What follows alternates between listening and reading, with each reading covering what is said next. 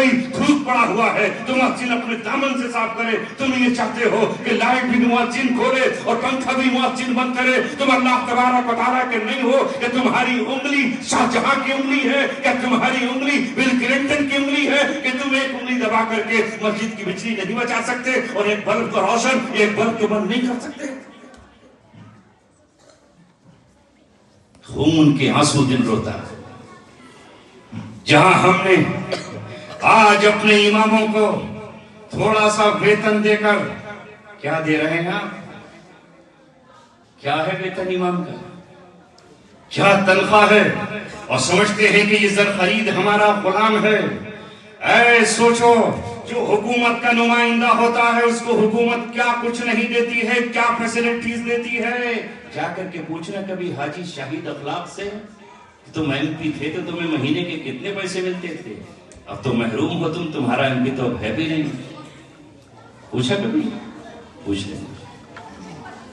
ان سے نہ پوچھ سکو تو کسی اور سے پوچھ لینا, پڑوس میں جا کر کے شاہد منظور سے کہ جب وزیر تھے تو کتنی تنخواہ ملتی تھی؟ کہاں سے ملتی ہے ایم پی کو تنخواہ؟ کس کا پیسہ ہے وہ بتاؤ؟ کس کا ہے؟ تمہارا ہی تو ہے.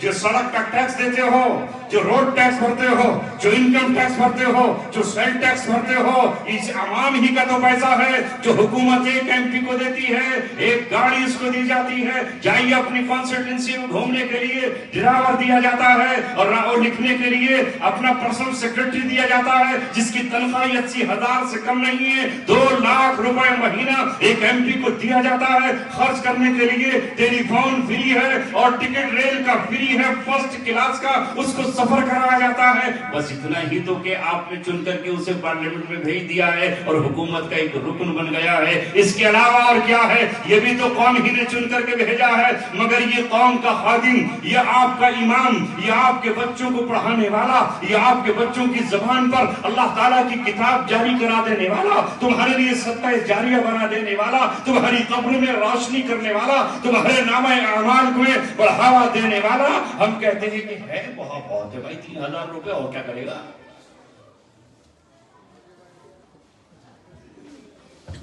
ہم نے قدر کھوئی ہے.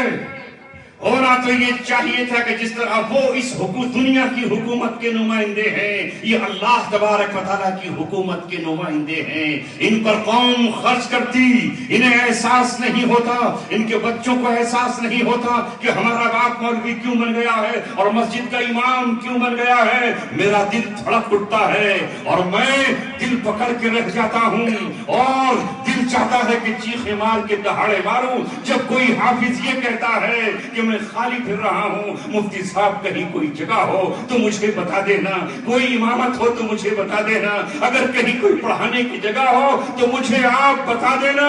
اے میری قوم, تو نے اپنے دین کے ساتھ ظلم اور ستم کا رویہ اختیار کیا ہے, تم نے اپنے علماء کے ساتھ توہین کا رویہ اختیار کیا ہے. جب تمہارا نکاح آتا ہے تو امام کو بلاتے ہو اور قاضی کو بلاتے ہو, وہ بیچارہ رجسٹر ہاتھ میں لیے ہوئے کبھی یہاں بیٹھتا ہے کبھی وہاں بیٹھتا ہے. نکاح کب ہوگا؟ پہلے ٹیبل اٹھ جانے دو, پہلے سب کو کھا لینے دو, پہلے مرغا صاف ہو جانے دو, ہاں نکاح ہو جائے گا. وہ بیچارہ ادھر گھوم رہا ہے ادھر گھوم رہا ہے, اور جب نکاح پڑھا دیا تو بیچارہ سوچ رہا ہے کہ رجسٹر کے پڑھنے پھاڑوں یا نہیں. بدلو اپنے آپ, بدل لیں گے کہ نہیں؟ سچ کہہ رہا ہوں کہ غلط؟